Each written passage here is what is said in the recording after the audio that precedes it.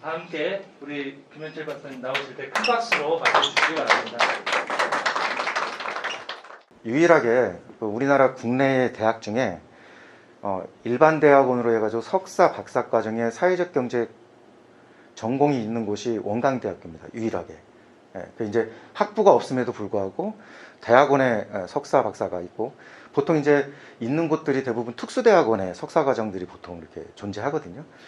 그래서 원광대학교에서 제가 지금 현재 강의를, 대학원 강의를 뭐 협동조합론, 뭐 사회적 경제 세미나 1, 2, 그 다음에 창업론 하고 있었고, 제가 올해 들어가지고 공유경제를 하고 있으면서 우리 전라북도의 그 국책사업 중에 이번에 제출한 국책사업 중에 그 전라북도가 되게 이 과소화 문제, 그 다음에 농촌에 있어서의 또는 도시의 소멸 문제가 되게 심각하잖아요. 그거에 대해서 되게 고민하시는 분들이 없어요. 그걸 보통 고민하시는 분들이 어떤 얘기를 하냐면 기업들을 유치하고 일자리를 만들어내고 보통 이제 이렇게 얘기를 하시거든요. 그런데 이미 전라북도에서 기업을 유치한다라는 건 상당히 좀 어렵죠. 있는 기업을 막지도 못하지 않습니까? 뭐 작년 같은 경우에 그 익산 같은 경우가 그 니트 산업으로 상당히 유명한 곳이었죠. 섬유 산업으로. 근데 백양, 태창, 쌍방울 이것이 작년에 백양 공장이 마지막으로 문을 닫으면서 다 나갔거든요. 그러니까 더 이상 그 기업들을 유치해서 지역의 경제를 활성화시킨다라는 것은 이제 어렵죠. 그래서 그때 이제 제가 이제 제안을 해가지고 지금 현재 국책사업으로 신청되어 있는 게 뭐냐면 어번 커먼즈라고 하는 거예요. 그러니까 이게 제가 영어를 쓰는 게 좀 그런데요. 이걸 원래 우리나라 말로 하면 공유 재산, 공유지 재산 뭐 이런 얘기입니다. 공동 소유 뭐 이런 얘기이긴 한데 왜 이걸 제가 굳이 어번 커먼즈라고 얘기를 하냐면 이게 공유 경제라고 하는 얘기를 우리 생각해 보면 보통 이걸 영어로 쉐어링 이코노미라고 얘기하거든요. 어떤 것이 생각나세요? 우리 보시면 공유 경제 한다고 하면 보통 기업으로 보면 2000년대 초기에 미국의 실리콘밸리의 핫 아이템이었어요. 엄청난 투자를 하기 시작했고, 그리고 이제 이게 디지털 기술과 이제 접목이 되면서 이게 저희는 이제 이걸 플랫폼 경제라고 얘기하는데 이 플랫폼 기업들이 생겨나죠. 이게 이제 2010년도에 여러분들 잘 아시는 우버라든가 에어비앤비가 이제 생겨납니다. 근데 여기를 우리는 쉐어링 이코노미라고 얘기해요. 근데 이 쉐어링 이코노미라고 얘기하는데 이걸 우리가 번역을 할 때 공유 경제 이렇게 얘기하다 보니 이게 분명히 다른 경제거든요, 형태는. 그래서 이걸 커먼즈를 갖다가 공유라는 얘기를 쓴다라는 게 상당히 좀 어색한 거여서 이걸 잘 공유라고 얘기를 않고요. 우리가 이제 보통 경영학에서 보면 여러분들 마케팅 하잖아요. 이게 우리나라 말로 잘 표현이 안 돼서 지금도 그냥 고유명사처럼 마케팅이라고 쓰지 않습니까? 이런 것처럼 커먼즈도 이렇게 이제 보통 우리가 고유명사처럼 쓰는 그런 형태입니다. 그래서 제가 커먼즈라고 하는 얘기를 쓴다고 그래서 왜 이렇게 영어를 쓰지? 그렇게 이제 생각을 하지 마시고 대체할 용어가 지금 현재는 좀 없다라는 거고요. 분명히 우리가 지금 제가 말씀드리는 이 공유경제에는 여러분들이 생각하시는 타다라든가 우버라든가 에어비앤비라든가 이런 것들은 우리가 얘기하는 공유경제는 아닙니다. 그 공유경제를 제가 좀 구분을 좀 해드릴 거고요. 이런 걸로 생각하시면 돼요. 보통 이제 우리 안에서도 소위 사적 소유가 충돌하면서 공유재인데도, 아까 제가 공유재 자산이라고 그랬잖아요. 그러니까 공유지 재산인데도 불구하고 사적 충돌이 일어나서 갈등이 일어나는 경우들이 많아요. 뭐냐면 어떤 거가 있냐면 얼마 전에 저기 그 고창에 있는 그 사회적경제지원센터의 그 고강석 팀장이라고 거기 고창에 있는 아파트를 살고 있는데 그 아파트에서 그 아래층 아이가 되게 어려요. 둘인가 있는데 그러니까 되게 조심조심하는데 아래층에서 계속 이 층간소음으로 이렇게 올라오시는데 정말 무서울 정도로 그러시는 거예요. 그래서 이제 결국은 개인주택으로 이사를 얼마 전에 했는데 제가 이렇게 보시죠. 우리 선생님이 만약에 2층에 사시고 제가 1층에 살아요. 그죠? 그러면 선생님의 2층의 콘크리트 바닥과 제 1층의 콘크리트 천정은 누구 소유죠?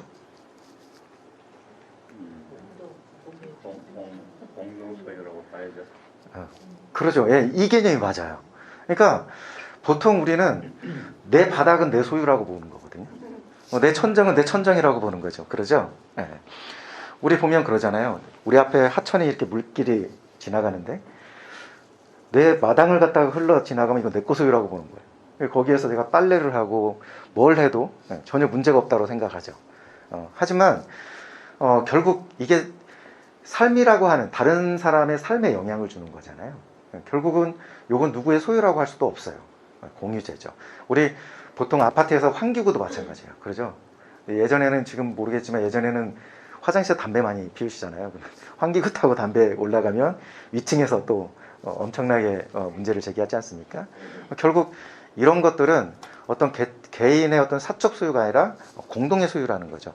그런 관점에서 제가 이 공유 경제를 풀어갈 거예요. 그게 커먼즈입니다. 제가 지금 드리려고 하는 얘기는 이겁니다. 만약에 이렇게 넓은 초원이 있어요. 그리고 제가 이제 거기에 목동들이 있습니다. 가축을 풀어놓잖아요. 근데 초원에 보통 가축을 풀어놓으면 이 초원은 일반적으로 어떻게 될까요? 그냥 일반적으로 아무 조건 없이 한 10명의 목동들이 있다라고 봐요. 그리고 초원이 있어요. 자, 이 경우에 만약에 이걸 갖다가 또 관리를 하지 않고 그대로 쓰게 되면 이건 어떻게 되는 거죠? 공유지는? 네, 이건 이제 우리가 이런 목장으로서의 역할을 할 수가 없죠. 그러죠? 네, 결국은 목초지는 유한합니다. 그러죠? 네, 목초지는 한계가 있어요. 딱 자원이 한정되어 있습니다. 여기에 결국은 뭡니까? 이게 개인의 이기주의적인 것들 때문에 내가 이걸 아껴서 또는 보호한다는 차원에서 하게 되면 내가 손해라는 느낌을 갖죠. 그러죠? 그러다 보니까 결국 내가 많이 활용을 하는 것이 나한테 이득이라고 보는 겁니다. 그러다 보면 결국 이 목초지는 황폐해지죠. 이게 뭐냐면 이걸 공유지의 비극이라고 얘기해요. 공유지의 비극. 근데 아까 제가 처음에 말씀드린 우리 천정과 바닥은 사유지의 비극이에요. 전부 다 내 거라고 생각이 된 사유지의 비극인데 이 공유지의 비극인 거예요. 근데 이게 이제 어떠한 것들에서 이게 나온 개념이냐면 이게 여러분들 자, 이 아리스토텔레스가 얘기했던 것처럼 최대 다수가 공유하는 것에는 최소한의 배려만이 주어진다라고 얘기해요.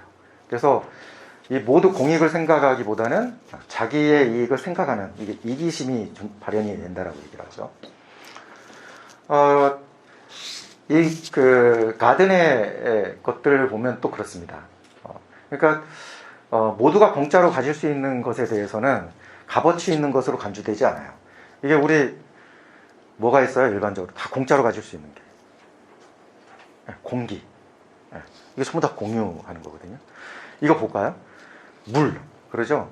지금 순창 같은 경우 쌍치 쪽에 그 순창샘물이라고 하는 데서 물을 전부 다 사업을 하지 않습니까? 그 생수 지하수를 가지고요.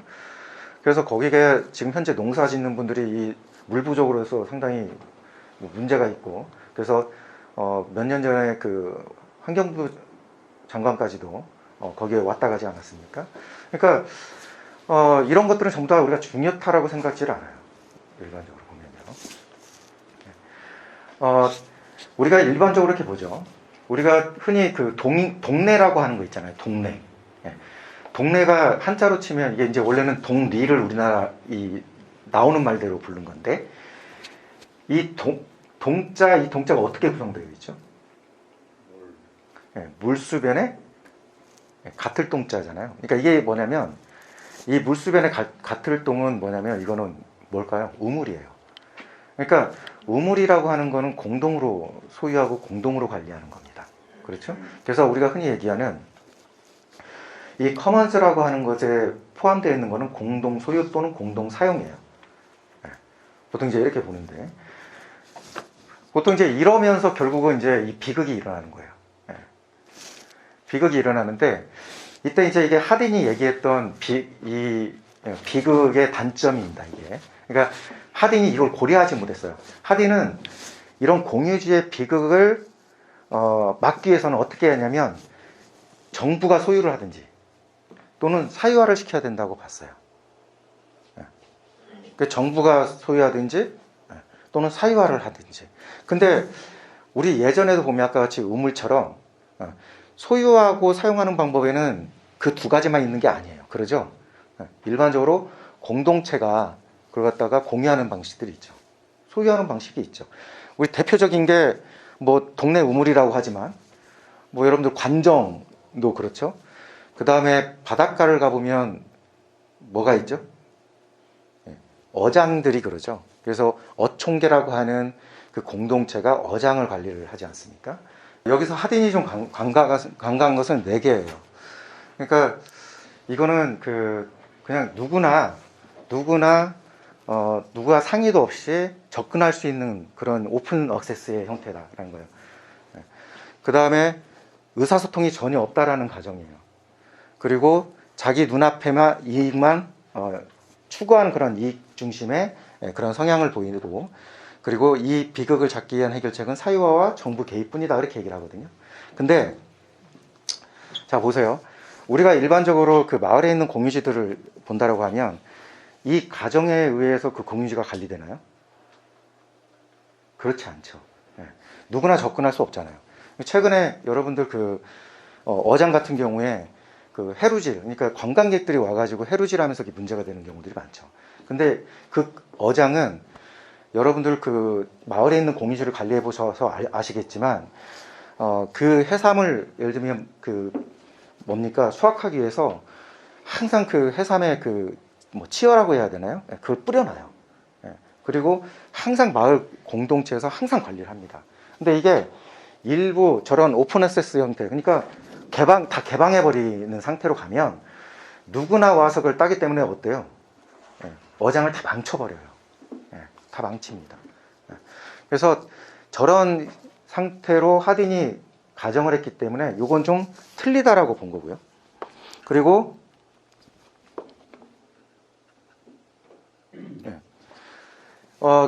이 중앙정부와 개인이 소유하는 것이 어떤 문제들이 있는 거를 제가 좀 설명을 드릴게요. 이 리바이던이라고 하는 거는 이제 여러분들 홉스라고 하는, 그러니까 이 만인에 의한 만인의 투쟁이라고 하는 거 좀 들어보셨을 거예요. 이 홉스가 주장했던 게 뭐냐면 사회계약설이라는 걸 주장했습니다. 이 얘기는 국가가 결국 이 사회계약설에 의해서 국가가 만들어진다라고 얘기하는 거고, 이 근거는 그렇습니다. 이 근거는 이 홉스는 이렇게 본 거예요. 홉스는 일반적으로 같은 물건을 갖다가 누구든지 소유를 하려고 한다면 그걸 소유하기 위해서 어때요? 싸우죠. 이게 결국 전쟁과 침략으로 이어지고 결국 천부적인, 그러니까 하늘에서부터 내가 받은 자유를 뺏는 그러한 전쟁의 형태로 나아간다라고 봐요. 그리고 결국 그 전쟁을 일으켰던 사람도 똑같이 전쟁에 의해서 자기 자유를 빼앗긴다고 보는 거예요. 그래서 결국 이러한 만인에 의한 만인의 투쟁을 하게 되는 그런 전쟁 속으로 빠져 들어가는데, 이걸 막기 위해서는 어떻게 해야 되느냐? 내가 태어나면서 하늘에서 물려받은 내 자유를 갖다가 내가 지키기 위해서 어떻게 해야 되죠? 결국은 강한 그런 공적 힘이 있어야 된다고 보고 그걸 거기에 의지해야 된다고 보는 거예요. 그래서 국가라고 하는 거는 하늘이 만드는 것도 아니고 국왕이 만드는 것도 아니고 결국 국민들의 필요에 의해서 계약에 의해서 만들어진다고 보는 게 이 홉스의 얘기거든요. 이게 이제 홉스의 그 유명한 리바이던이라고 하는 책에 나오는 얘기인데요. 결국은 이런 겁니다. 일반적으로 이제 국가가 이걸 통제해야 된다고 보는 사람들의 건데요. 실질적으로 국가가 이걸 통제해가지고 이 공유지가 잘 된 경우들이 그렇게 많지 않아요. 이 국가가 통제를 하려면 뭐가 있어야 되냐면 정보의 정확성, 감시 능력 이렇게 이건데요. 아까 우리 목동 얘기로 좀 들어가 보면 정부가 비용을 들이지 않고 목동들의 전략을 잘 알고 있어야 돼요. 그리고 목동의 행동들을 또 감시할 수 있어야 되고요. 그리고 이 목동의 행동들을 정확하게 제재를 할 수 있을 때 결국은 중앙 통제가 효과가 있는 거예요. 예를 들면 자, 시장 제도도 볼까요? 이 사유 제도도 마찬가지인데요. 만약에 이제 이런 거죠. 자, 사유화를 우리가 인정한다 그러면, 자, 두 목동한테 그 공유지를 나눠서 줘요. 자, 니네 가져. 너희가 관리해. 자, 그럼 이제 어떻게 되냐면, 할당된 초지를 내가 감시하고 통제하기 위해서 어떻게 해요? 울타리를 치죠. 우리 앵클러즈 운동 했던 것처럼, 예, 울타리를 친단 말이에요. 예. 자, 근데, 만약에 이 목초양이 시간적으로 완벽하게 균형을 이룰 거라고 혹시 보시나요? 예를 들면 한쪽에는 초지가 무성하고 다른 쪽은 그렇지 않다고 한다면 그러면 이 사유화된 공유지는 그대로 균형을 유지할 수 있을까요? 결국 어떤 목초지를 공동으로 사용해서 목초와 그 이용을 공유할 수 있다면 사유화는 이상적이지 않다는 거죠. 그러니까 이게 이런 거예요. 제가 이제 앨런 오스트롬 교수라고 해가지고 이 여자 교수인데 경제학과 교수가 아님에도 불구하고 노벨 경제학상을 타신 분이거든요. 저분이 한 몇 년 전에 우리나라에 오셔가지고 이제 강론을 좀 하셨는데, 저 앨런 오스트롬 교수가 전 세계에 이러한 공유지 사례들을 많이 본 거예요. 어장부터 해가지고 이런 걸 다 보니까 어떠냐면, 정부가 이걸 갖다가 공유지를 갖다가 정부가 통제를 하거나 또는 개인들이 이걸 갖다가 뭐 개인한테 넘겨가지고 사유화시킨 것보다 오히려 그 공동체라고 하는, 아까 제가 공동체의 소유와 뭐 사용 이것도 있다고 그랬잖아요. 소유 방식 중에 이렇게 해놓은 것이 너무나도 잘 관리가 되고 있다라는 거예요. 그러면서 이걸 가지고 노벨 경제학상을 탄 거예요. 일반적으로 중앙정부가 개입해서 하는 경우가 오히려 공유지를 망치는 경우가 있다라는 거예요. 이게 뭐냐면 사례 중에 하나, 이 앨런 오스트롬 교수가 그 분석했던 사례 중에 하나가 뭐냐면 마사이족 있잖아요. 아프리카 마사이족. 이 마사이족이 원래 목초지를 자기들 규율에 의해서 잘 관리를 하고 있었단 말이에요. 잘 관리를 하고 있었는데 영국에 와서 지배를 하잖아요. 영국 식민지가 됐어요. 근데 이 마사이족이 이 공동 목초지를 관리하는 걸 이 영국 정부가 잘 이해를 못한 거예요. 그래서 어떻게 했냐면 이 영국 정부가 규율을 정하고 통제를 하기 시작해요. 통제를 하기 시작하는데, 자 보세요. 그 수많은 넓은 목초지를 어떻게 다 감시를 해요? 정부가. 그렇죠? 그러다 보니까 뭐냐면 결국은 신뢰성을 줘요. 그리고 그 당사자들, 주민들조차도 서로 신뢰하지 않는 상황에서 이 목초지를 다 망쳐버립니다. 무분별하게 쓴다라는 거예요. 그러니까 중앙정부가 또는 뭐 사유화를 하든 중요하게 작용했던 건 감시 비용이에요. 제가 이제 저 전공을 경영학을 했는데 경영학에서 우리가 이제 보통 오너가 소유자가 이 기업이 커지면서 경영을 하지 않고 전문 경영인한테 주잖아요. 근데 이 전문 경영인한테 맡기는데 이 전문 경영인을 맡기면서 가장 고민하는 것, 오너가 가장 고민하는 게 감시예요. 통제, 감시 비용. 그럴 거 아니에요. 오너 입장에서 내 회사인데 내가 전문 경영한테 맡겼단 말이에요. 근데 이걸 잘하고 있는지, 혹시 횡령을 하고 있지 않은지, 또는 다른 목적에 의해서 다른 일을 하고 있지 않는 거를 갖다가 보려면 어떻게 해요? 감시해야 되잖아요. 근데 그 감시 비용이 정말 많이 들잖아요. 누구 옆에다 충신을 놓을 수도 있는 것도 아니고 그러잖아요. 그래서 보통 이제 여러분들 우리가 있는 스탁 옵션이라고 하는 것들 있지 않습니까? 즉 너가 주주의 이익에 대응하는, 그러니까 순응하는, 이 주주의 이익에 순응한다는 건 주가를 올리는 거잖아요. 그러잖아요. 자, 그렇게 해놓으면 내가 이걸 옵션으로 주식을 줄게 이거예요. 그러니까 결국 전문 경영은 어떻습니까? 내가 주가를 막 올려놓으면 이 스탁 옵션이라는 건 언젠간 내가 주식으로 가져오거나 또는 주식으로 바꿀 수 있는 권리들이잖아요. 그러니까 주가를 올려놓으면 자기도 어떻게 해요? 돈을 버는 거잖아요. 그래서 즉 주주의 목적과 전문 경영의 목적을 동일화시키면서 감시 비용을 없애거든요. 그만큼 감시 비용이 많이 드는 거예요. 근데 감시할 수가 없죠. 그래가지고 이 마사이족 같은 경우는 결국 목초지가 다 황폐화돼 버리는 상황이 벌어졌고요. 그런 사례들이 꽤나 있습니다. 과테말라 같은 경우에도 이제 그 산림, 이 산림을 보호한다고 정부가 어떻게 하냐면 특정 지역에 있어서의 산림을 네 군데로 나눠요. 네 군데로 나눠서 그걸 갖다가 이제 정부가 통제를 하는데 유일하게 한 군데는 그 공동체가 거기 살면서 자기 스스로 거기 공동체의 규율을 가지고 산림을 지켜내요. 결국 이게 어떻게 되냐면 이 세 군데는 결국 누가 왔냐면 벌목꾼들만 다 몰려요.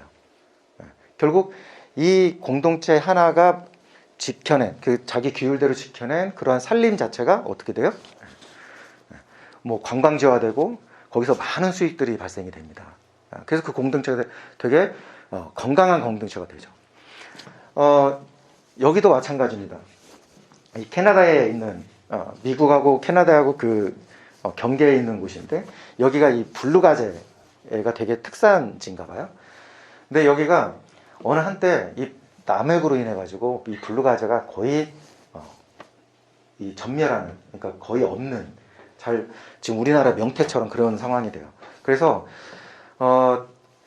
이 그 어촌에서 어떻게 하냐면 이제 그렇습니다. 이게 우리 뭐 그물 크기라든가 뭐 이런 것도 조정을 하게 되고, 그 다음에 그 물고기를 잡고 또는 금어기를 두어가지고 스스로 어장들을 보호를 해요. 그 다음에 잡을 수 있는 일정 시간과 양을 체킹합니다. 그러면서 이 어장이 살아나요. 그러니까 결국은 이거는 정부가 하지 않아요. 정부가 하지 않고 공동체가 소유하고 관리할 경우에 결국은 인간들의 협력적인 그러한 일들이 일어난다라는 그런 거죠.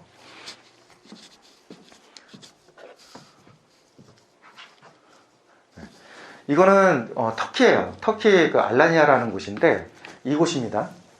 근데 여기도 뭐냐면 이 어부들이 주민들이 어민들이 서로 더 많은 양을 잡기 위해서 서로 경쟁을 해요. 좋은 곳에 차지하기 위해서 서로 싸우고, 그리고 특정 어떤 갈등이 일어나면 뭐 폭력적인 형태들이 막 일어나고 그렇습니다. 그런데 이제 그러다 보니까 도저히 이제 안 되겠어요. 그래서 그 새로운 운영체제를 만들어내는데 요거예요. 매년 9월에 어부명단을 작성을 해요. 조업어부명단을. 그러니까 조업 허가를 받은 어부들 명단을 다 작성을 합니다. 그리고 통상적으로 조업하는 영역 내에 모든 조업의 위치를 명칭으로 부여를 해요. 뭐 A, B, C, D 이렇게. 자, 그리고 목록을 작성하죠. 그리고 조업 위치는 어때요? 충분하게 거리를 둬요. 조업을 할 수 있도록. 자, 그래서 이제 이 조업 위치와 그에 대한 배정은 9월부터 다음해 5월까지 유효한데, 9월에 누가 어느 위치에서 물고기를 잡을 것인지 추첨을 해요. 근데 그런 경우 있잖아요. 운이 좋은 사람들은 좋은 데를 계속 뽑을 수 있고, 그 다음에 예를 들면 운이 안 좋은 사람들은 계속적으로 물고기가 많지 않은 곳을 뽑을 경우가 있잖아요. 그러니까 이게 되게 불공정하다고 느끼는 경우들이 있거든요. 이러다 보면 공동체의 규율이 깨져요. 자, 그러다 보니까 어떻게 하냐면 9월부터 다음해 1월까지는 매일 어민들이 각각 동쪽 방향으로 옮겨요. 그러니까 아까 경계가 있고 A, B, C, D 해놨다고 그랬잖아요. 그럼 동쪽으로 A에 있는 사람이 B로 옮긴단 말이에요. 예를 들면. 자, 그래서 조합을 하고 1월부터 5월까지는 어떻게 해요? 다시 서쪽으로 옮겨요. 그러면 다시 내가 처음에 조합했던 데로 오겠죠. 그러죠. 그러니까 이게 상당히 공정하다라고 느껴지는 거고요. 그리고 5월부터 다음에 5월부터 9월까지는 금어기예요. 그러니까 물고기를 잡지 않습니다. 어장을 보호하는 거죠. 이런 규율 때문에 이 어장이 살아나요. 이런 어장이. 이건 전부 다 뭐냐면 공동체의 스스로의 규율에 의해서 즉 사용되고 소유되기 때문에 그렇습니다. 자, 그래서 이제 이거는 제가 되게 중요한 설명이긴 한데요. 만약에 그 진안에서 이 어번 커먼스라고 하는 이 커먼스라고 하는 형태의 이 전략들을 갖다가 만약에 만든다라고 한다면 요걸 따르셔야 돼요. 그러니까 명확한 아까 우리 보면은 충분하게 조업할 수 있는 경계들이 있었잖아요. 그래서 명확한 공유자원의 범위와 사용자가 분명해야 되고 그리고 규칙이 있어야 돼요. 그 지역에 맞는 형태의 규칙이 있어야 되고 그 다음에 여기 보면은 아까 그 허가권을 받은 어부들이 다 참여를 했잖아요. 그러니까 그 지역에 있는 또 이것과 관련된 이걸 사용하는 이러한 모든 관련자들이 이 규칙을 정하는데 참여를 해야 돼요. 그리고 공유자원에 항상 감시돼야 돼요. 근데 이게 정말 웃긴 게 뭐냐면요. 자, 보세요. 아까 이 경우에 지금 9월부터 해가지고 계속 옮기잖아요. 그죠? 계속 옮기는데 이때 감시 비용이 들까요? 안 들까요? 만약에 이게 국가가 소유를 한다라고 한다면 국가가 감시를 해야 되잖아요. 그럼 그 넓은 어장을 어떻게 해야 돼요? 뭐 해양경찰이 이렇게 타고 다니면서 좀 더 확인을 해야 되겠죠. 매번. 그러죠? 근데 이게 시간이 뭐 그날 아침 9시에 옮기는 시간이면 정확히 그날 아침 9시에 옮기는지를 봐야죠. 그러잖아요. 이렇게 감시 비용이 드는데도 불구하고 다 감시를 못해요. 근데 이거는 어때요? 우리 공동체가 이런 규약을 정해서 하면 스스로 감시가 되죠. 왜냐하면 내가 물고기가 잘 잡히면 앞에 있는 사람들은 최대한 더 하려고 할 거 아니에요. 그런데 이쪽으로 옮기는 이 사람들은 어떻습니까? 좀 더 빨리 이 어장으로 옮기고 싶어 하잖아요. 그렇기 때문에 더 빨리 어장으로 옮기든지 또는 그 어장에서 좀 더 좋은 어장에서 있으려고 하는 행동들이 없죠. 서로 감시를 하니까요. 서로 감시. 그러니까 그 시간 되면 딱딱딱 옮기는 거예요. 그러니까 결국은 이 공동으로 소유하고 공동으로 사용하는 방식이 결국은 감시 비용이 제로 형태로 만드는 거예요. 제로 형태로. 그리고 규칙이 공정하다라고 해서 즉 모든 사람들이 참여해서 공정한 규칙을 만들게 되면 결국 거기에 협력적인 형태의 신뢰가 형성이 돼요. 그래서 나도 다수가 협력을 하니 나도 협력을 해야 된다라는 인식을 갖게 됩니다. 이게 그런 사례들이에요. 자, 그리고 중요하죠. 최소한의 자치권을 보장하는 거. 근데 우리나라 같은 경우에 우리 사회적 경제 기업들도 보면 이게 유럽 같은 경우에 사회적 경제가 활발하게 이루어지고 있고 그 다음에 사회적 서비스라고 얘기하는 지역의 돌봄이라든가 이러한 것들이 잘 이루어지고 있는 이탈리아 같은 경우를 보면요. 우리는 그러잖아요. 사회적 경제 기업들이 보통 자립하지 않고 일반적인 정부에 있어서의 보조금을 타가지고 운영하고 있다. 뭐 이래서 어떻게 지속 가능성을 가져가나 이러잖아요. 근데 대부분의 사회적 경제 기업이 태어난 태동의 그 본원을 보면요. 결국은 이게 시장이라고 하는 그러니까 이 국가의 경제가 GDP가 올라가게 되면 결국 예전에 시장에다 맡겨놨던 즉 사람 중심의 인건비 중심의 그러한 서비스들 그걸 이제 처음에는 인건비가 싸니까 다 외부화를 시켰죠. 우리 보면은 저희 어머님 때는 맞벌이 부부가 없었거든요. 대부분 저희 친구들도 마찬가지고요. 보통 공무원 하시거나 선생님 하시는 친구들 빼놓고는 거의 맞벌이 부부가 없었어요. 보통 이제 아버님이 보통 이 뭐 벌이를 하시고 어머님이 이제 가정에서 가정 경제를 다뤘잖아요. 그때만 하더라도 어떻습니까? 결국 그때는 우리가 보면 이 육아라든가 이런 것들은 다 어때 공동으로 했잖아요. 그런데 결국 GDP가 쭉 올라가고 즉 산업화에 우리가 매몰됐잖아요. 그러니까 GDP라고 하는 거에 매몰되면서 맞벌이 부부들이 생긴 거 아닙니까? 모든 가족이라고 가족 공동체를 구성하는 구성인들이 전부 다 이 경제, 화폐를 소위 얻어낼 수 있는 그러한 산업경제로 전부 다 뛰어들었잖아요. 그러면서 결국 공동체에서 해야 될 역할들을 결국은 외부화시켰죠. 시장에 맡겼잖아요. 그래서 아이들 어린이집 보내고 뭐 급식시키고 막 뭐 그러지 않습니까? 뭐 이제 부모님들 같은 경우에 뭐 돌봄이나 뭐 주간보호센터 뭐 이런 데 지금 보내고요. 근데 이게 쭉 이 경제가 성장하게 되면 결국 인건비는 올라가잖아요. 결국은 이러한 사회 서비스 같은 경우는 인건비와 관련되어 있지 않습니까? 그러다 보면 품질이 떨어지죠. 지금 똑같은 경우에요. 대부분 양극화가 돼요. 사회 서비스로. 그러니까 정말 가지고 있는 사람들은 최고의 사회 서비스라고 하는 거 시장에서 획득을 하게 되고요. 그리고 그렇지 않은 사람들은 품질이 낮은 사회 서비스를 받게 되죠. 근데 이걸 갖다가 결국은 그러다 보니 결국 국가가 다시 가져와야 되는데 국가가 가져오게 되면 행정 비용이 되게 많잖아요. 그래서 이걸 소위 이익을 많이 내지 않는 또는 그 이익을 내더라도 그걸 지역에 환원하거나 재투자하는 그러한 비영리 단체, 비영리 법인, 사회적 경제 기업들에게 그걸 위탁하는 거예요. 그러니까 보조금에 의해서 이 사회적 경제 기업들이 이 존속하는 게 아니라 결국은 국가가 해야 될 일들을 사회적 경제 기업들이 해주고 있다고 보는 거예요.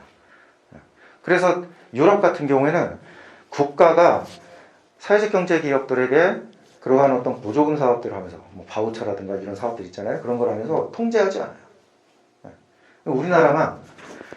우리나라만 왜 너희들 보조금 받고 그렇게 하면 어떻게 지속 가능성이 제고되겠니? 막 이렇게 얘기하는 게 우리나라뿐이 없어요. 결국은 국가가 해야 될 걸 민간에서 지금 현재 하고 있는 거거든요. 그래서 똑같이 이 공유제 자산 같은 경우는 최소한의 저러한 자치권을 정부가 보장을 해줘야 돼요. 지방 정부든 중앙 정부든 그렇죠? 자, 그래서 이제 우리가 근데 이제 공유라고 하는 거를 보면 일부는 뭐 이 공유 경제라고 하는 개념이 되게 여러 가지 개념들이 있는데 요건 제가 좀 넘기고요. 보통 이제 많이 나와 있는 경제 개념들을 한번 볼게요. 이게 쉐어링 이코노미는 아까 제가 말씀드렸잖아요. 그래서 일반적으로 우리가 얘기하는 공유 경제가 그냥 쉐어링 이코노미라고 얘기하는데 이 쉐어링 이코노미 같은 경우는 거의 모든 걸 다 포함해서 쓰고 있어요. 여러분들이 얘기하는 에어비앤비라든가 뭐 이런 것까지요. 그 다음에 플랫폼 이코노미라고 얘기하는 거는 뭡니까? 우리 에어비앤비하고 저거는 어때요? 수요자와 공급자가 직접 연락해서 하는 거 아니잖아요. 이 플랫폼이라고 하는 뭐 우리가 인터넷 들어가 가지고 여러분들 보면 예약하고 하잖아요. 그런 것처럼 이게 플랫폼이거든요. 이 정거장이 플랫폼이 정거장이라는 얘기예요. 그러니까 정거장이라는 곳에서 우리가 보통 만나잖아요. 근데 이 플랫폼이라고 하는 곳에서 결국 거래가 이루어져요. 근데 그래서 이걸 플랫폼 이코노미라고 얘기하는데 우리가 얘기하는 공유 경제라고 하는 얘기는 흔히들 이제 유유자원을 활용하는 점에서는 맞긴 한데 이 플랫폼을 즉 이게 뭐냐면 우리가 흔히 교환 가치보다는 사용 가치라고 얘기하는데 이거예요. 우리가 이 물건이라고 하는 걸 갖다가 서로 계속적으로 사용하면 이 사용 가치는 높아지는 거거든요. 근데 이걸 주고 받잖아요. 그럼 이게 가격이 매겨지면 이 가격이 매겨질 때 이걸 교환 가치라고 얘기를 해요. 다시 한번 얘기를 드리면 이런 거예요. 이렇게 생각하시면 돼요.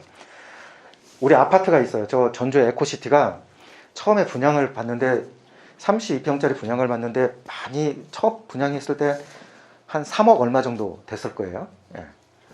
근데 작년인가요? 작년에 집 한 채에 물론 그때 그게 거래가 안 됐지만 11억까지 이렇게 갔었어요. 이게 뭐 이제 그 투기꾼들이 좀 달라붙은 거죠. 그 기획부동산들이.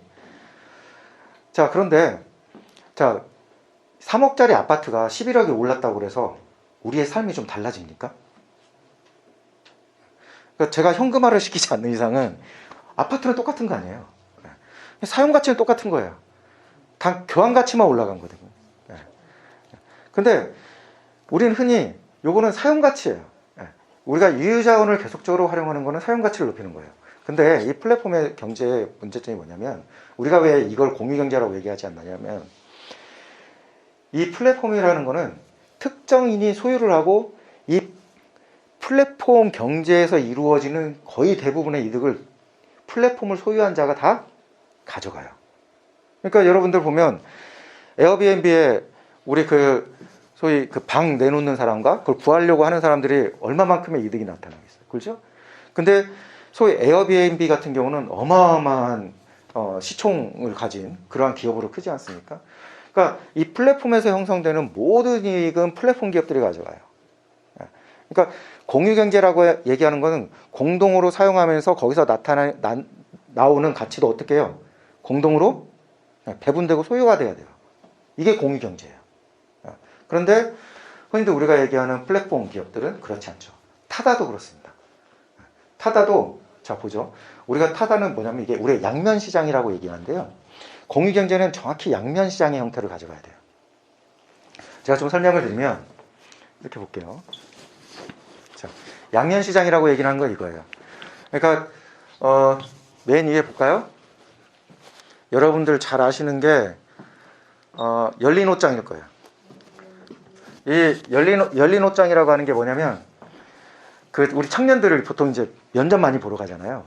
근데 정장 이렇게 구입하고 하는 게 좀 어렵잖아요. 예, 그러다 보니까 뭐냐면 옷을 빌려줘요. 근데 양면 시장이라고 얘기하는 거는 뭐냐면 우리가 흔히 이렇게 말씀드리면 좀 어렵나요? P2P, B2B 보통 이렇게 얘기하죠. 기업과 기업이 거래하거나 개인과 개인이 거래해. 이게 양면 시장이에요. 근데 B2C 이런 건 양면 시장이 아니에요. 단면 시장이에요. 그러니까 우리 흔히 기업이라고 하는 삼성이 핸드폰을 갖다가 소비자한테 이렇게 팔아요. 이건 단면이죠. 양면은 서로 그러니까 소비자 우리가 얘기하는 프로슈머라고 하고 생산자이기도 하고 소비자이기도 하는 시장이 양면 시장인 거예요. 근데 공유경제는 이러한 양면 시장의 형태를 가져요. 자, 여기서 보면 정장을 보유한 사람하고 이 취업 준비자하고 어떠시면 내가 정장을 매번 입지는 않잖아요. 그러니까 서로 교류를 하는데 이건 있어요. 아까 제가 P2P 이런 거 양면 시장이 공유경제라는데 얘는 뭐냐면 여기 후원하잖아요. 이 기업이죠. 그 B2C 형태예요. 그러죠. 기업이 거래하는 거잖아요. 근데 이거는 왜 그러냐면 저 정장이나 이런 것들이 개인 간의 거래를 하게 되면 거래 비용이 되게 많이 일어나요. 매번 차 타고 가서 빌려주고 해야 될 거 아니에요. 그러니까 간단하게 제가 좀 설명을 해드리면 저게 되게 자산 가치가 되게 크고 사용 가치가 큰 거는 몰라요. 그럴 수 있긴 한데 보세요. A, B, C, D라고 하는 우리 로컬 푸드 시스템하고 좀 비슷하다고 보면 돼요. 이게 소유하고 있는 사람이에요. 그 다음에 이걸 이용하려고 하는 사람들의 4명이 있어요. 자, 그러면 자 이걸 갖다가 개별적으로 거래를 쭉 하게 하면 총 몇 번의 거래가 나오죠? 총 16번, 4, 4, 16, 16번의 거래가 나와요. 근데 여기에 중개하는 하나의 업체가 생겨요. 그러면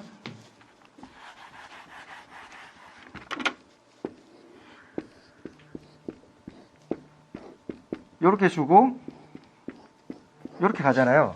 그러면 경로가 몇 개 나오죠? 8개 나오잖아요. 그러니까 16개에서 8개로 줄거든요. 그러니까 그만큼의 거래 비용이 주는 거예요. 근데 이것이 옷 같은 경우가 매번 거래 비용이 옷을 갖다가 사용할 때 우리가 주는 수수료보다 더 비싸면 안 되잖아요.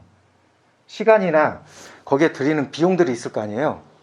이런 것들이 내가 빌리는 데 있어서 너무 많은 비용을 지출하게 되면 안 되는 것들 있잖아요. 그러한 것들은 보통 이 열린 옷장처럼 이런 형태로도 가요.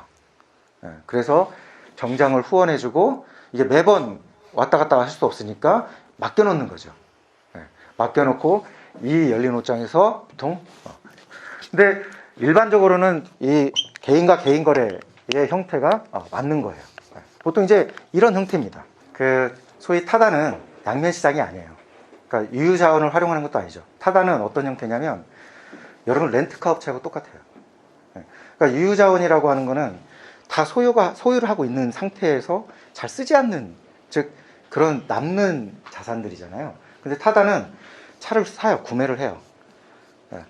그렇죠? 그러고 이걸 갖다가 결국 그러니까 뭐냐면 이거는 유유자원도 아니고 그러죠. 그러니까 타다는 이제 사업자죠 보통. 사업자들을 불러들이는 건데 유유자원도 아니고 양면시장도 아니죠. 그래서 타다는 공유경제가 아니에요. 자, 에어비앤비하고 우버는 어떨까요? 그냥 양면시장이에요. 그렇죠. 근데 제가 아까 말씀드렸던 것처럼 공유경제라고 얘기하는 것은 뭐냐면 누가 소유해서는 안 되는 거예요. 그러니까 우버나 또는 에어비앤비는 플랫폼 소유자가 그거를 소유를 하고 거기서 나는 모든 가치를 누가 가져가요? 예, 플랫폼 소유자한테 다 가져가는 거예요. 예, 그래서 공유경제가 아니에요. 이거를 우리는 공유경제라고 얘기하잖아요. 예, 이거를 중국은 뭐라고 얘기하는지 아세요? 중국은 공유경제라고 얘기하잖아요. 공향경제라고 해요. 향이 뭐냐면 이거는 그냥 향유한다라는 거예요. 이거는 누구를 통해서 소위 사용가치를 높이는 게 아니라 그냥 향유하는 거다라고 하는 향유경제라고 얘기해요. 그러니까 한문으로는 공향경제라고 하죠. 우리가 얘기하면 향유경제 이렇게 얘기하는 겁니다. 그러니까 그렇기 때문에 아닌 거예요. 그래서 제가 규범적으로 정의를 해볼 거예요. 규범적으로 정의를 해보는 건 뭐냐면, 자, 우리가 이제 공유경제라고 얘기하면 이제 이렇게 얘기를 하시게요. 자, 일단은 유유자산을 활용하는 거예요. 그렇죠?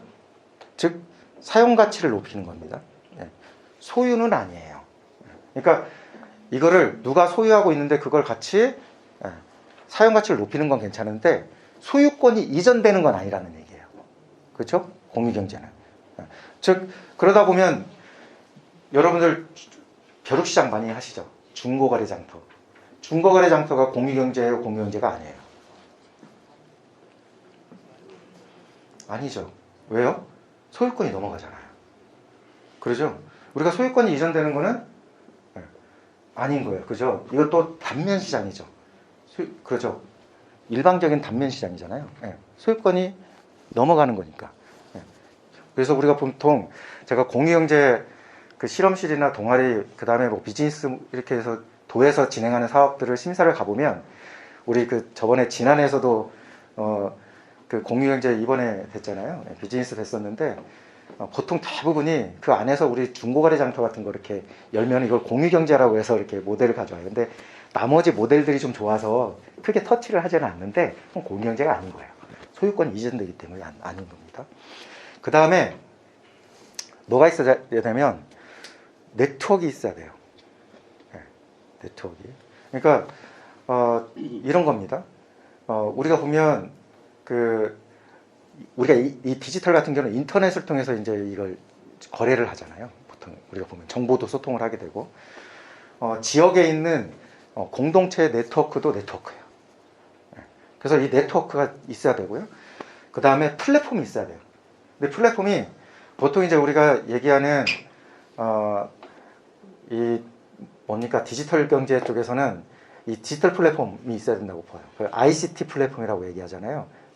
이러한 플랫폼이 있어야 된다고 보는데 여러분들 보통 우리가 작은 공동체에서 하는 그 공유 도서관이라든가 그 다음에 이런 것들은 다 뭐냐면 ICT 플랫폼이 없어요.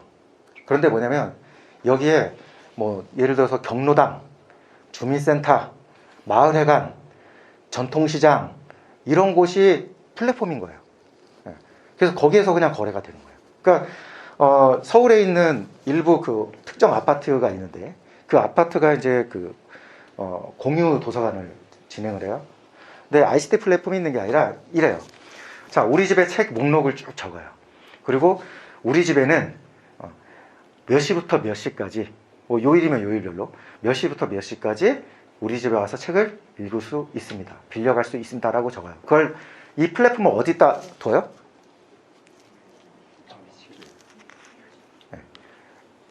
관리사무소에다 두는 거예요. 아파트니까. 이게 플랫폼인 거죠. 그러면 주민들은 내가 읽고 싶은 책 관리사무소 와서 읽고 싶은 책이 있다라고 목록을 쭉 서치한 다음에 어때요? 그 시간에 가게 되는 거죠. 이게 플랫폼이죠. 그러니까 반드시 ICT 플랫폼이 있을 필요까지는 없다라는 거예요. 자, 이게 우리가 이제 정의하는 플랫폼이에요. 그리고 가장 중요한 거는 아까 같이 사용권 이전이 안 되니까 교환 가치를 늘려서는 안 된다. 이거는 사용 가치를 늘리는 거다라는 겁니다. 자, 우리는 이제 이렇게 정의를 하게 되고요. 그래서 제가 이렇게 쭉 적어놨는데 이걸 일일이 설명하기는 좀 어렵고요. 그래서 우리가 이제는 우리가 얘기하는 공유 경제는 정의할 수 있어야 되고 구분할 수 있어야 돼요. 자, 근데 한 가지 얘기가 많이 나오는 것들 중에 이제 아까 플랫폼은 얘기했잖아요. 여러분들 요새 뭐 플랫폼 노동 해가지고 배달앱 서비스 뭐 이런 얘기 하잖아요. 일반적인 노동은요, 앞으로 그렇게 가요. 미래 노동은. 지금 현재 코로나 때문에 재택근무 도시에서 정말 많이 하거든요. 그래서 전부 다 플랫폼 노동 형태를 띄어요. 일반적으로. 그리고 특히 이제 저희 분야 같은 경우는 그게 되게 많이 발달이 있는데 특정 프로젝트에 의해서 이 일자리들이 만들어져요. 보통 이제 이걸 긱노동이라고 얘기해요. 많이 쓰이거든요. 들어보신 분들 계실 거예요. 긱이라고. 이 긱노동이라고 하는 거는 뭐냐면 이 긱은 1920년대에 미국의 그 재즈 있잖아요. 이게 보통 이제 재즈 음악을 하러 가면 모든 그 음악단을 구성할 수 있는 모든 사람을 다 구성할 수 없잖아요. 그러니까 뭐냐면 특정 공연을 원하면 그 공연에 맞게끔 예를 들어서 기타리스트, 피아니스트, 가수를 이렇게 구성을 해요. 그래서 초단기 일자리를 긱이라고 해요. 긱노동. 네. 그래서 요즘에는 이 긱노동이 정말 많은데 앞으로 이렇게 바뀔 거예요. 지금 우리가 플랫폼 노동이나 긱노동은 대부분 안 좋은 일자리, 그죠?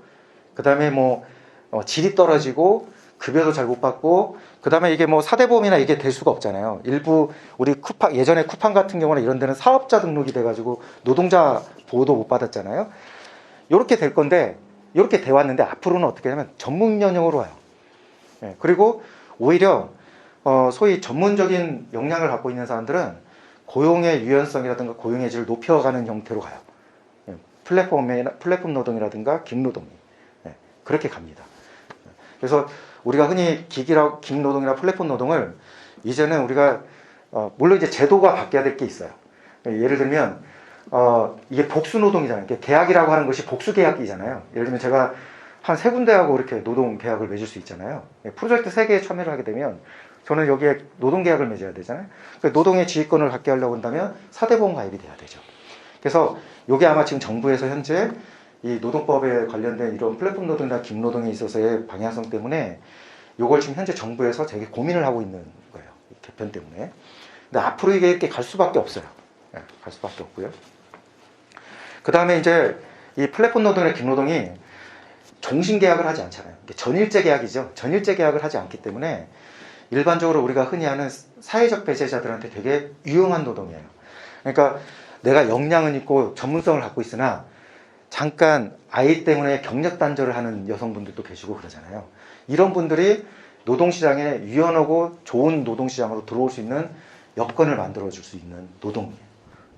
그러니까 우리가 흔히 플랫폼 노동과 긱노동을 지금 현 상황이 그렇다고 해서 그걸 부정적으로 보실 것이 아니라 앞으로는 이걸 좀 더 좋은 일자리, 그 다음에 전문적인 일자리, 고용의 유연성이라든가 질을 높여갈 수 있는 일자리로 만들어가는 쪽으로 제도를 계속적으로 변경하도록 요구할 필요가 있다, 이렇게 보시면 되는 겁니다. 요거 이제 나중에 제가 이거는 저번에 전주대학교에서 공유경제 비즈니스 모델을 이렇게 수립하는 거를 제가 했었는데 그때 제시했던 거고요. 이건 나중에 여러분들이 마을에서나 공동체에서 공유경제 플랫폼을 이렇게 만드실 때 아마 제가 볼 때는 진안군에서 이 커먼즈 형태로 해가지고 이런 정책들을 막 만들 수 있거든요. 이게 많은 비용이 들어가는 비용이 아니에요. 그때 여러분들이 계획서를 쓰실 때 요거 이용해서 쓰시면 돼요. 이게 이제 플랫폼이 여기에 있고 보통 이제 즉 뭐 이건 창업자긴 한데 공급자와 이용자가 그때 왔다 갔다. 그때는 이제 비즈니스 모델 창업하는 형태로 했기 때문에 제가 좀 저렇게 해놓은 거긴 한데 그래서 이때 기능이라든가 이런 것들 이 제가 만든 거기 때문에 소유권이 저한테 있어요. 근데 공유경제를 해야 되잖아요. 그래서 여러분들 사용하셔도 됩니다. 그래서 여러분들 나중에 사업계획서 하실 때 이거 살짝 변경해서 쓰시면 이게 보통 기본적인 공유경제 플랫폼 돈인데요. 일반적으로 우리가 커먼즈 형태로 가려고 하면 보통 유관기관들, 그 다음에 우리 저 센터와 같은 중간 지원 조직들이 전부 다 참여를 하는 거죠. 그러니까 이 커먼즈라고 하는 형태는 가장 중요한 건 투명성이에요. 그러니까 아까 우리가 어장 관리에서도 보면 모든 사람들이 다 참여를 하잖아요. 그러죠? 모든 사람들이 참여를 해야 돼요. 그래서 이걸 민주적 의사결정이라고 얘기하는데 여기에 관련된 이용자, 공급자들이 다 참여한 형태의 거버넌스라고 얘기하지 않습니까? 이걸 만들어 놓는 게 가장 중요해요. 이거를. 그래서 우리가 커먼즈라고 얘기하는 형태의 공유경제는 이 모델을 거의 기본으로 가져가시면 될 거예요. 그래서 이건 여러분들 변경을 하시거나 마음대로 쓰시고 출처를 안 적으셔도 됩니다. 자, 이제 일반적으로 이제 커먼즈라고 얘기하는 걸 계속 얘기를 할 텐데요. 커먼즈의 구성 요소 있죠. 뭐가 있어야 돼요? 네, 물건이나 재화가 있어야 돼요. 그렇죠? 그 다음에 공간, 그 다음에 공유 자원 이런 게 있어야 돼요. 또는 사용자가 있어야 되는데 커먼즈는 개인이 사용하는 거 아니에요. 그렇죠? 공동체. 우리가 보면 협동조합이 있으면 그 마을에 있어서 생산자 협동조합이 소유한다든지, 또는 우리 원영장 마을처럼 원영장 마을의 마을 주민들이 공동으로 규약이나 규율을 가지고 사용을 한다든지, 이런 사용자 공동체가 있어야 돼요. 그 다음에 뭐냐면 집단에 의한 자원관리 관련되는 거버넌스 모델이 있어야 돼요. 거버넌스 모델이라는 건 뭔지 알죠? 아까 같이 얘기하는 우리가 이 거버넌스가 이제 지배 통제 이런 얘기잖아요. 이게 이제 경영학적으로는 지배 통제는 거의 의사결정 문제예요. 그러니까 저 얘기는 거의 모두가 참여한다는 얘기는 민주적 의사결정 체계를 얘기하고, 그거는 투명성을 얘기해요. 모두가 참여하면 누가 그렇게 감추고 사적 이익을 가져갈 수가 없잖아요. 그렇죠? 투명성을 얘기하는 겁니다. 여기서 제일 중요한 건 뭐냐면 얘예요. 예. 요걸 가져가지 못하면 갈등이 발생이 되고, 이 커먼스 자체가 아까 하딘이 얘기했던 공유지의 비극이 될 수가 있어요. 그러면 우리가 재화나 공간, 공유자원 다 가능하다 보니까 뭐 이런 것도 있잖아요. 예를 들면 우리 보통 군이 소유하고 있는 공공 건물들이 있어요. 이런 공공 건물에 태양광을 설치를 해요. 그래서 예를 들면 우리가 이 지난해 무슨 햇빛 발전소라든가 또는 어떤 특정 공동체가 태양광 설치를, 아니면 그 마을에 있는 마을 공동체가 소위 사용권을 이 군으로부터 받아가지고 그 태양광을 설치해서 거기서 나는 이익을 가지고 일부는 이제 군에 그 사용료를 주고, 그 다음에 이걸 마을 공동의 어떤 이익을 위해서 쓰는 경우들이 있잖아요. 그렇죠? 이런 게 다 커먼즈예요. 제주도에 가면요, 가시라고 하는 중산간 마을이 있어요. 여기는 외부 사람들이 워낙 와서 그 땅을 다 사잖아요. 그러니까 마을이 다 돈을 모아요. 그래가지고 그 외부 사람들이 사유화시키는 땅을 다 마을 소유로 사버립니다. 그리고 여기에다가 뭘 설치하냐면 풍력발전단지를 설치를 해요. 풍력발전단지를. 그리고 이거를 갖다가 여기서 나는 이익이, 이 마을의 이익이 얼마 되냐면 이 풍력발전소로 10억, 1년에 10억씩 납니다. 가깝게는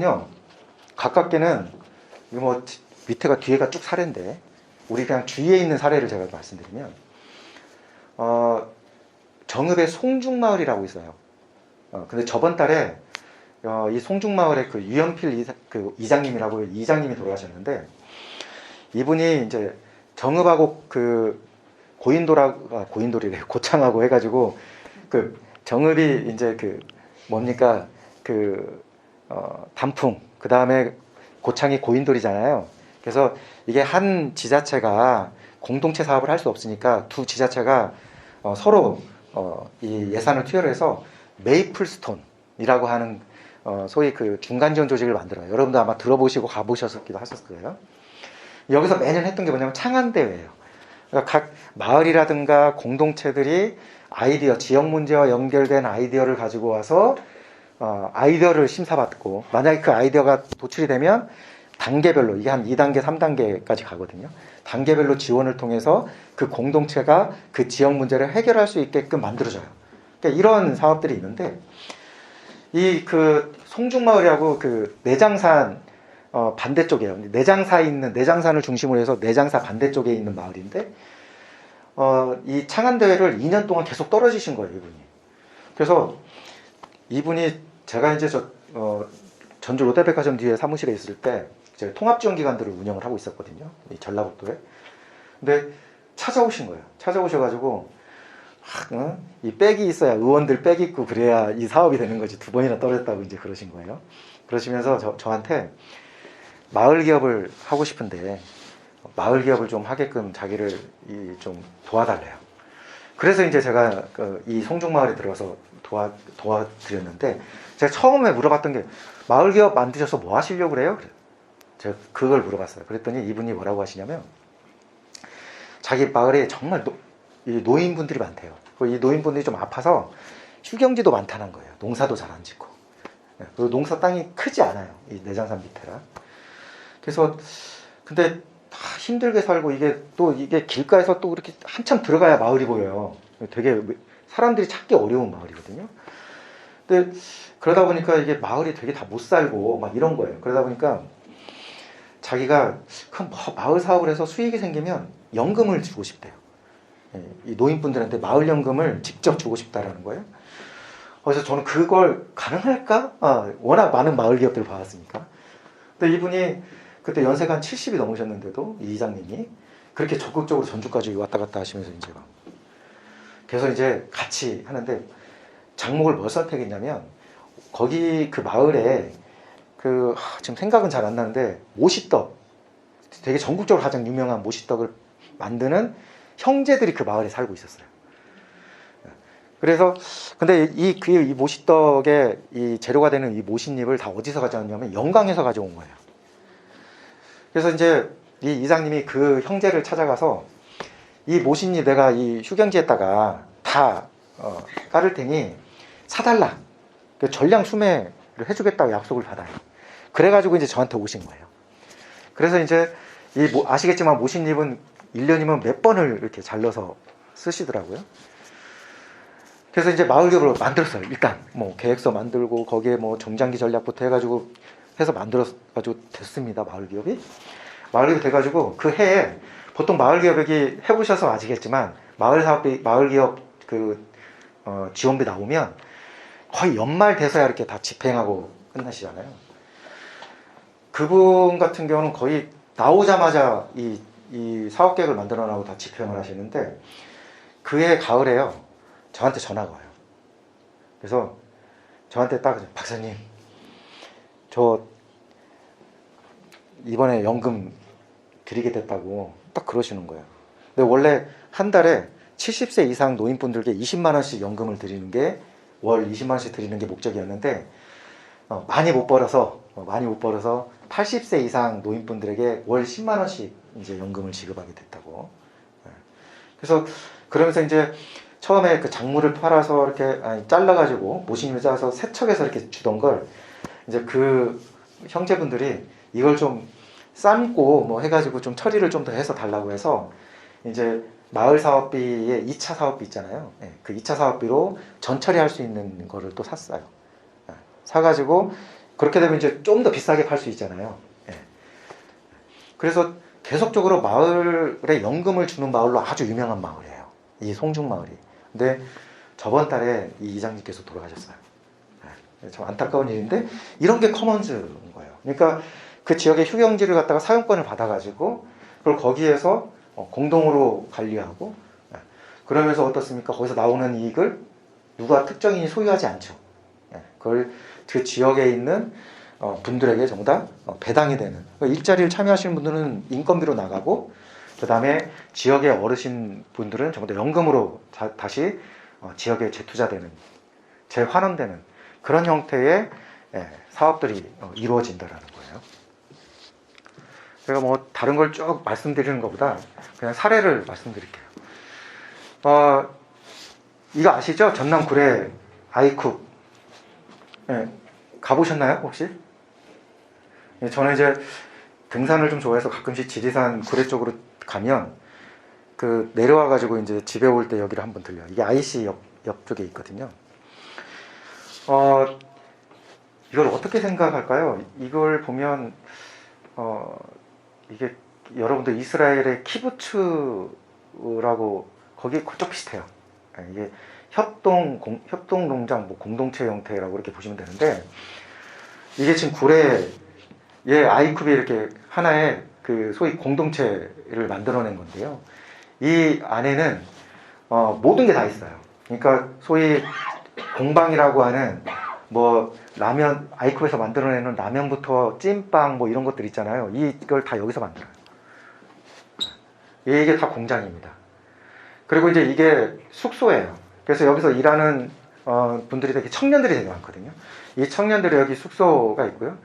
이게 영화관이에요. 그러니까 이 청년들이 여기서 영화를 볼 수가 있습니다. 그리고 여기에 카페, 그 다음에 뭐 맥주 공장 뭐 이런 것들이 다 있고요. 그래서 이 안에서의 모든 게 가능하고요.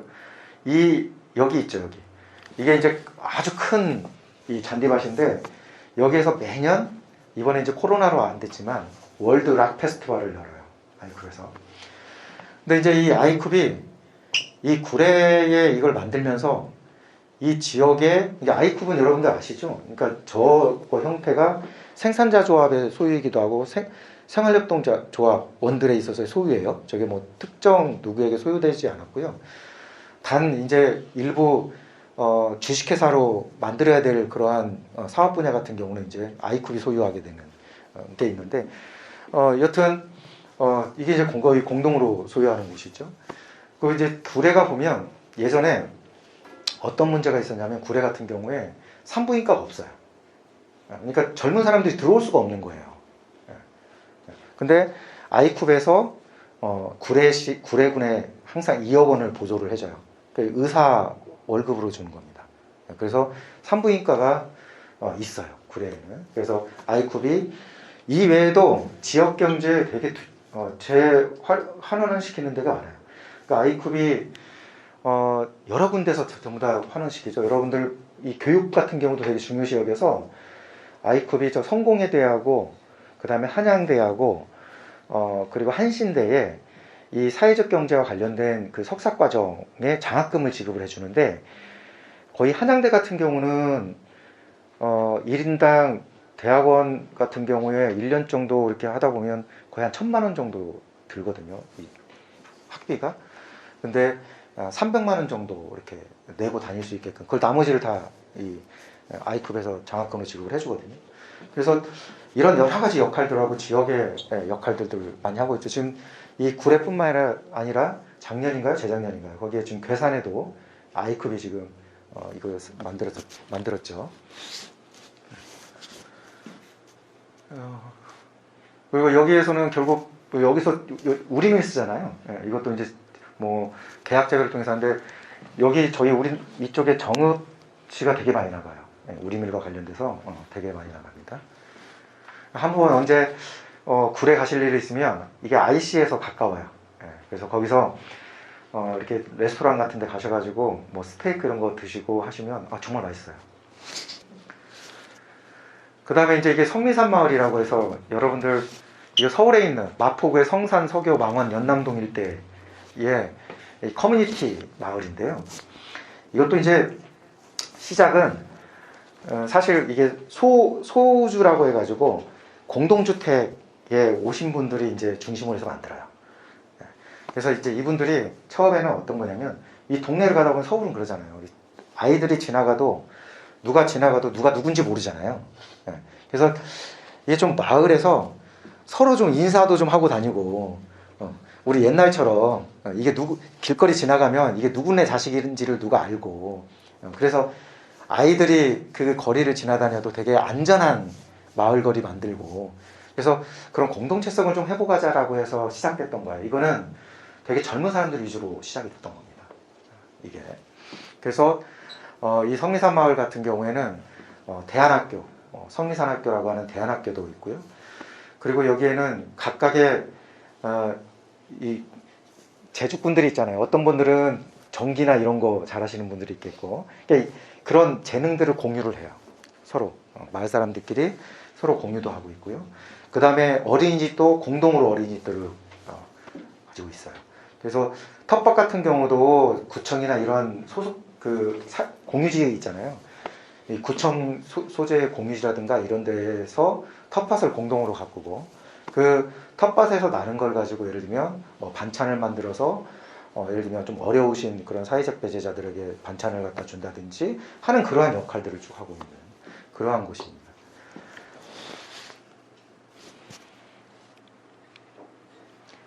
그 다음에 이제 이거 더함은 이거는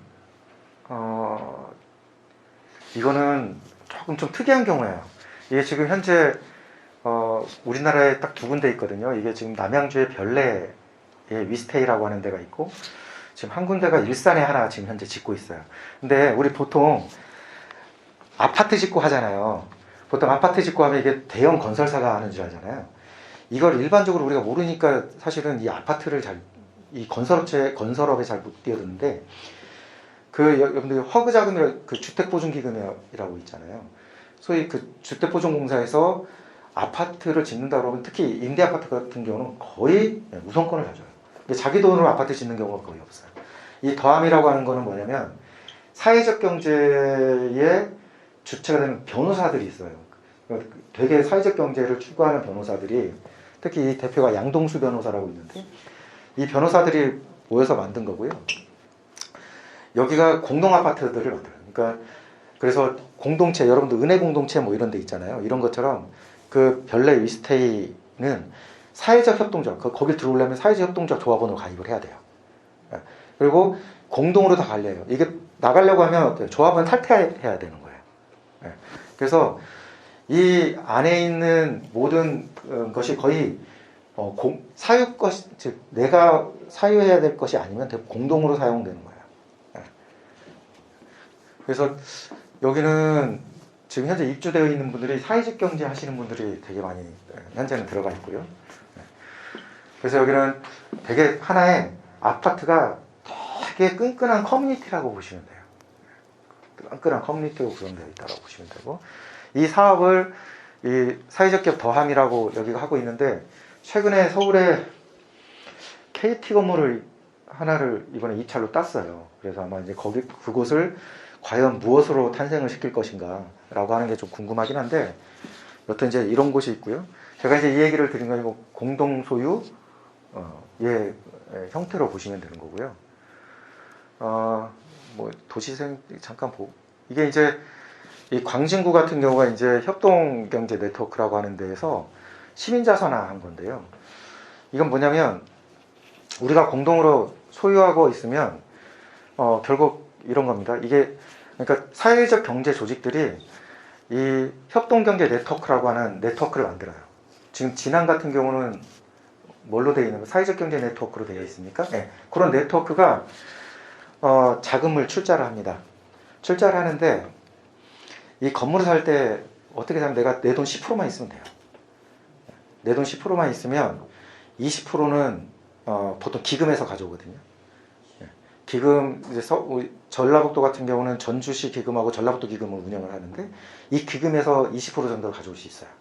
그리고 서울 같은 경우는 사회적 가치 연대 기금이라든가 저기 누구니까 그 사회투자금융이라든가 이런 서울에는 사회적 기금들이 되게 많아요.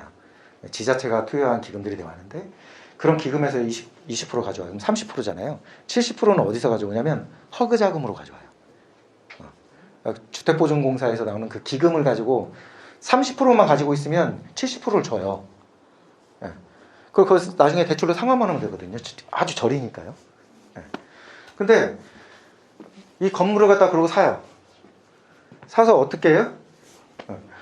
그 조합원들이 들어와서 임대하기도 하고, 그 다음에 또 다른 데 임대를 내줘요. 그러니까 이 임대료만을 가지고도 저렴하게 임대를 해줌에도 불구하고 이 임대료만으로도 어때요?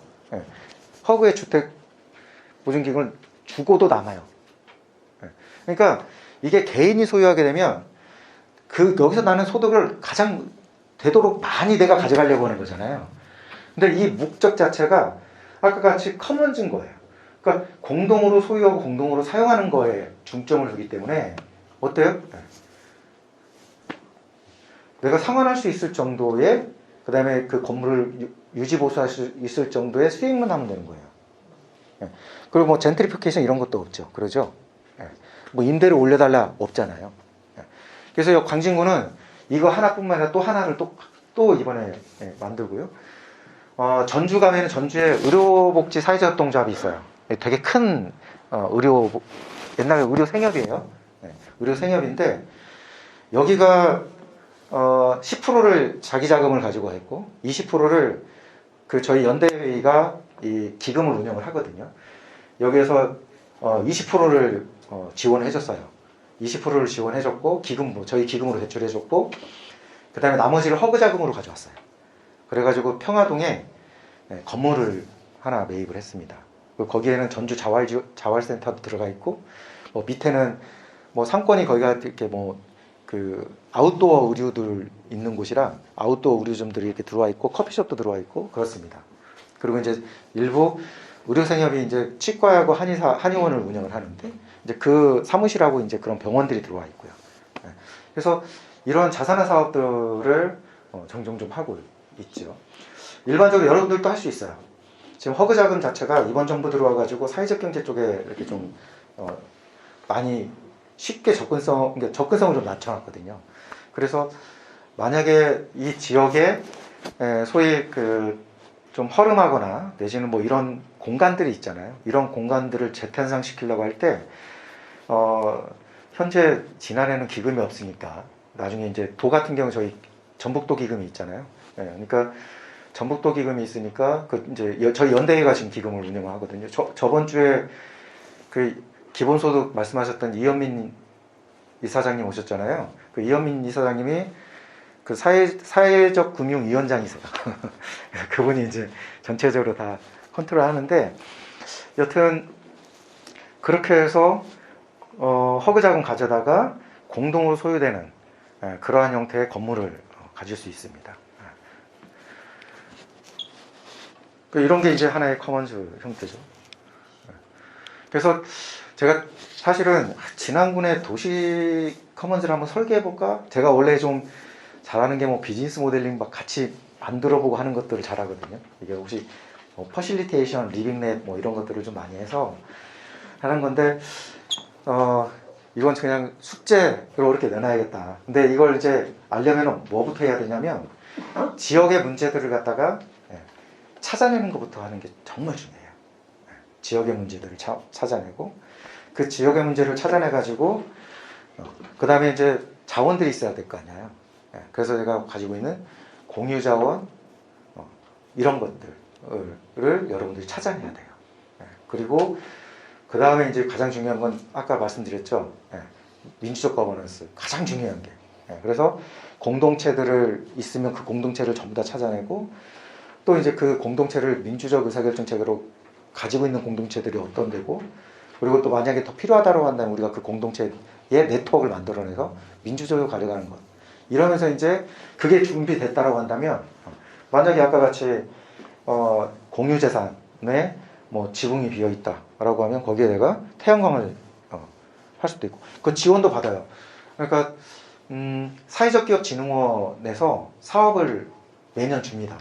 그래서 보통 물에 공유지에 태양광 발전 사업. 그러니까 예전에 지금 현재 원주 뭐 보은 어디 상임이사로 가 있는 그 체육진 비서관이라고 예전에 사회적 경제 비서관이 있잖아요. 이 체육진 비서관이 만들었던 사업이에요. 그러니까 태양광과 관련된 그러한 사업들 만들었던 사업이고요. 실례로 전주시 같은 경우는 국토정보공사 LX라고 있잖아요. 옛날 지적공사죠. 이게 이제 지금 현재 국토정보원, 뭐 정보공사, 정보원 이렇게 바뀌었는데 여기하고 연결해가지고 뭘 했냐면 여러분들 트윈시티라고 하세요. 그러니까 가상의 도시를 만드는데 전주하고 똑같은 가상의 도시를 만들어요. 그 전주에 지금 있습니다. 그거 만들어 달라면 LX 잘 꼬시면 만들어줘요. 그 돈 따로 필요 없고. 그래서 저번까지는 혁신도시하고 신시까지 다 만들었고 이번에 덕진동이랑 뭐 이쪽을 다 만들었어요. 근데 이번에 트윈시티 똑같아요. 그 전주에 똑같은 도시를 가상세계에다 놓은 거예요. 그 국토정보에서는 만들 수 있잖아요. 근데 이걸로 뭘 할 수 있냐면요. 우리가 여러 가지를 실험할 수 있어요. 그러니까 이걸 가지고 했던 게 뭐였냐면 바람길. 전주가 되게 그 대구보다 온도가 높잖아요. 지금 현재. 옛날에 그렇게 높지 않았던 때. 그래서 그 기상관측대를 옮겨놨어요. 이 온도가 너무 높게 나오니까 이게 안 좋잖아요. 그래도 높아요. 그래서 이게 사실 아파트를 막 사정없이 지어오면서 바람길을 다 막은 거거든요. 그래서 일부 센서들 있잖아요. 온도 센서들을 각 지점에다 놓고 거기에서 이제 바람길을 어떻게 만들 건가. 이게 트윈시티에 다 뜨는 거예요. 그래서 시뮬레이션 한다고 하잖아요. 그 시뮬레이션 할 수 있는 거예요. 그래서 그 다음에 또 했던 게 뭐냐면 여러분들 천만그루 뭐 전주도시, 뭐 정원도시 이러잖아요. 그래서 하여간 다 열섬의 그 도시에 있어서의 열섬을 방지하기 위해서 했던 정책인데 가로수나 나무들을 이제 심어요. 근데 이것도 뭐냐면 처음에 어떤 수종으로 어디에 놔야 이 온도가 줄어드는지에 대해서 소위 시뮬레이션 전주에는 사회혁신센터라고 있어요. 그게 이제 정부의 사업을 갖다가 소위 거기서 혁신적인 어떤 실험실 사업들을 막 해요. 이게 이제 리빙랩 이런 걸 많이 하는 거예요.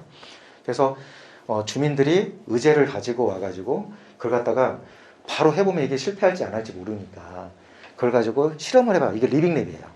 그러니까 트윈시티가 있으면, 가상 스마트 시티가 있으면 거기에서 이 리빙랩을 다 가능하게 하는 거예요. 예를 들면 대중교통 있잖아요. 대중교통도 버스 노선도를 이 스마트 트윈시티 가상현실에서 버스 노선들을 시뮬레이션 할 수 있죠. 그러니까 그래서 전주가 지금 저희가 요구했던 건 뭐냐면 이 전주의 이 트윈시티 이 스마트 도시를 커먼 형태로 줘라 이거예요. 누구나 쓸 수 있게. 그러니까 전주라고 하는 도시에 그 어떠한 사회적 문제를 가지고 뭐 쓰레기 문제 뭐 이런 거 다 있잖아요. 그러면 이런 문제를 가지고 여기서 리빙랩도 해보고 시뮬레이션도 돌려보고 할 수 있게끔 그걸 갖다가 이렇게 커먼 형태로 쳐라 하는 거예요. 근데 이걸 그렇게 전주가 이제 이걸 어떻게 하는 방식을 잘 모르니까 결국은 뭡니까 지금 현재 그 수많은 예산을 가지고 하고 있는 사회혁신센터가 제대로 역할들을 못 하고 있어요. 근데 그런 형태의 그것도 하나의 커먼 형태로서 여러분들이 가져가 보면 하시오. 예를 들면 그러니까 온도 센서나 뭐 기존에 쭉 나왔던 데이터들 있잖아요. 그런 데이터를 뭐 빅데이터들 날씨, 기후, 온도 이런 거 하면 아마 여러분들 특작물 같은 경우도 이게 어디에 가능할까? 진안 같은 경우는 아마 그게 시뮬레이션이 가능할 거예요. 특정 어떤 작물에 대해서 어떤 게 가능한지 이런 것들 있지 않습니까? 우리가 경관 농약을 한다고 그럴 때 어떠한 경관 농약들이 가능한지 뭐 이런 것들도 이 소위 트윈시티를 가지고 시뮬레이션을 할 수 있는 그런 것들이 있습니다. 그래서 뭐 이렇게 꼬시세요. LX 가셔가지고 우리도 이 지난 이게 동북부의 중요한 축의 하나인 진안을 하나의 트윈시티로 만들기 어렵지 않아요. 진안은 이미 그 정보 다 갖고 있기 때문에 그렇게 많은 돈이 들거나 이거 전주가 돈 안 들였거든요. 그냥 LX에서 해준 거예요. 해준 건데 그러니까 그런 걸 가지고 그거 가지고 이제 여러분들이 가지고 있으면 여러분들이 수많은 실험들을 여기서 할 수 있습니다. 그래서 지금 현재 이 마을 공동체와 관련해서 진안이 선두였었잖아요. 그리고 이게 저는 하나의 뭐 2.0, 3.0으로 가는 데는 결국 이 공동체들이 이제는 이 공동체를 좀 벗어나서 결국 지역에 있어서의 문제나 의제들을 만들어내고 요걸 서로 이제 좀 해결해나가고 하는 형태의 이 공동체 역할들을 좀 탐색해보는 그러한 시점일 거라고 보고 거기에 대한 대안이 이제는 뭐 우리가 그냥 GDP를 올릴 수 있는 그런 경제를 추구하는 게 아니라 경제 성장이라고 하는 걸 추구하는 게 아니라 이런 커먼즈의 형태로서 지역이 좀 더 좀 행복해지고 잘 살 수 있게 지방정부나 광역정부에 있어서의 지원이 좀 필요해요. 적극적인 개입도 필요하고요. 왜냐하면 허가부터 해가지고 여러 가지 행정적 절차뿐만 아니라 그걸 설치하는 데 있어서의 어떤 자금 지원의 구조라든가 이런 것들 좀 다 행정에서 처리를 다 하거든요. 그러니까 거기에서 적극적인 어떤 그 행정 리더의, 그러니까 지자체장에 있어서의 확고한 그 의지, 후원, 뭐 지원, 이게 정말 중요하게 이루어지죠. 그래서 특히 사회적 경제라고 얘기하는 거는 크게 성과가 나지 않잖아요. 그러니까 이게 일자리가 확 늘어난다거나 또는 뭐 경제적으로 GRDP가 올라간다거나 이러지 않는 산업인데 그래서 특히 가장 중요한 건 지자체장의 의지가 1번 가장 중요하고요. 그 다음에 그걸 할 때 보통 이제 그 정치적인 이유로 인해서 그 리더를 선정하는 게 아니라 서로 그 공동체에서의 어떤 리더가 거기서 발굴되었던 리더가 그 사업들을 주도하게 되면 아마 길게 걸리지 않고 합의가 될 수 있는 그런 상황일 거라고 보고 있습니다. 제가 할 수 있는 역량껏 제가 여러분들과 같이 함께 하도록 그렇게 하겠습니다. 고맙습니다. 힘찬 박수로 마치도록 하겠습니다.